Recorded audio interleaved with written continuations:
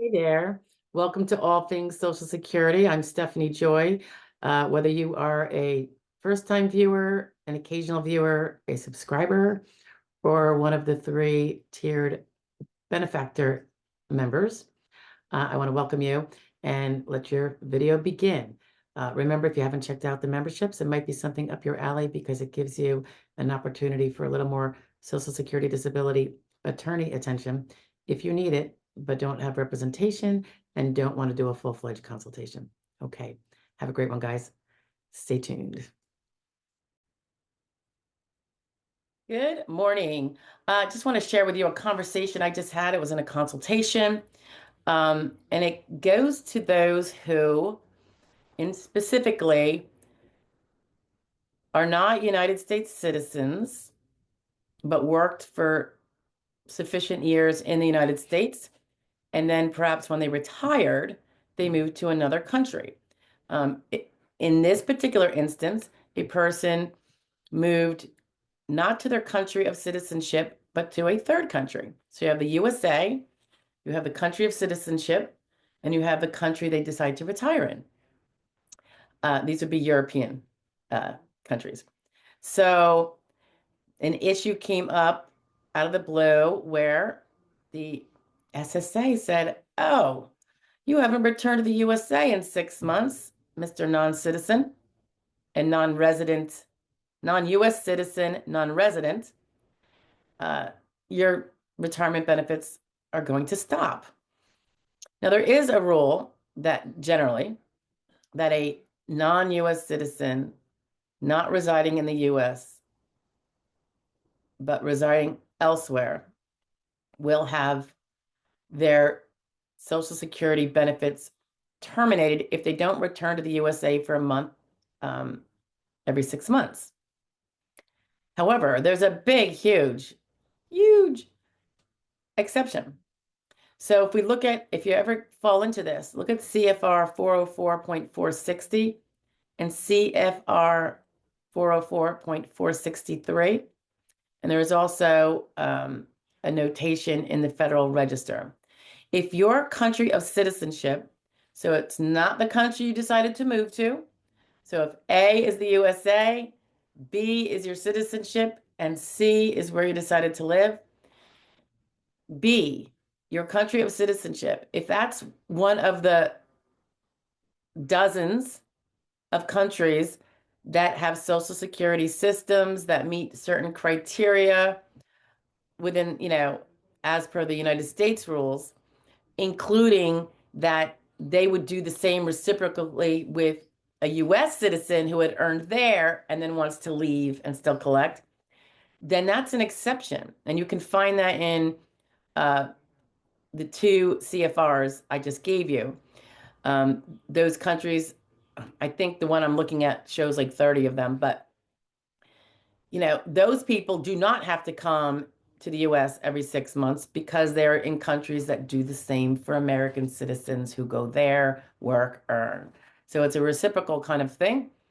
And for whatever reason, for this gentleman, the SSA, and I'm not going to mention the countries, for some reason thought that he was subject to coming back every 6 months, and he didn't think he was.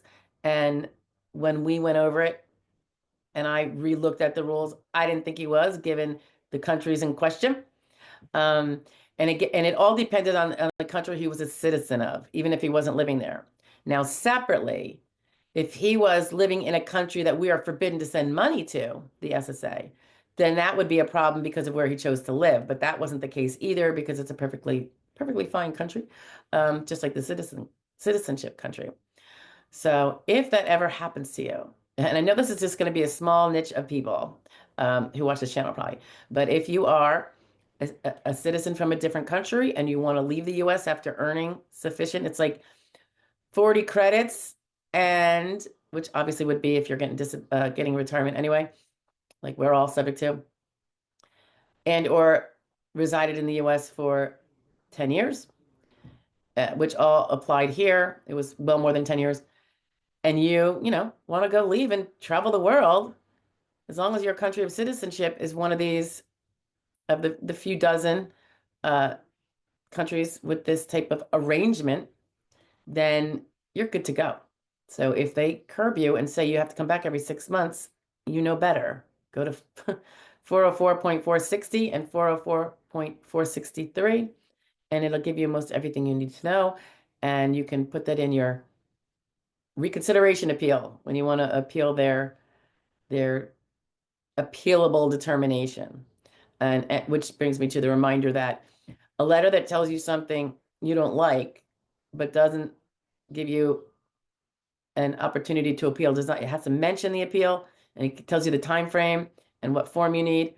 Um, that is not an appealable determination per se, but not that I wouldn't try if I didn't like it, because what if they just left out the verbiage?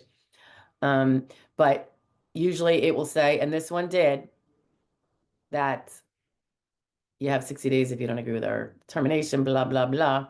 And so that time is about running for this fellow. So he's about to shoot it out now.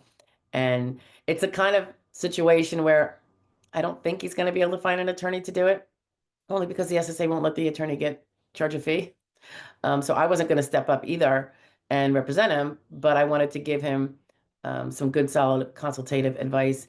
And I did the research to gather the rules for him in the Code of Federal Regulations, which is also the regulations pursuant to, in this case, it would be the US Code, and it's section 202 T2.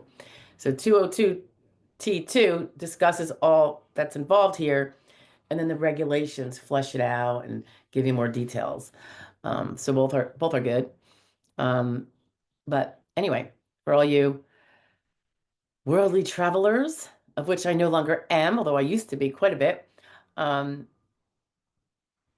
there you got it. If you get this kind of incorrect, I don't know why they were being so sloppy. I think it's because we have all new people who don't really know very thoroughly the rules, and they're very new. We're still trying to replace all those retired people that we haven't replaced, the ones that had the experience and knew what they were doing.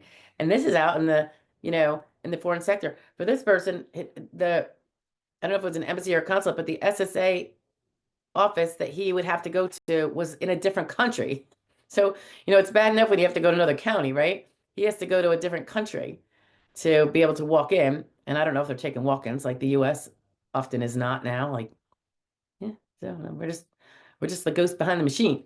But anywho, for foreign travelers, non-US citizens, there you go.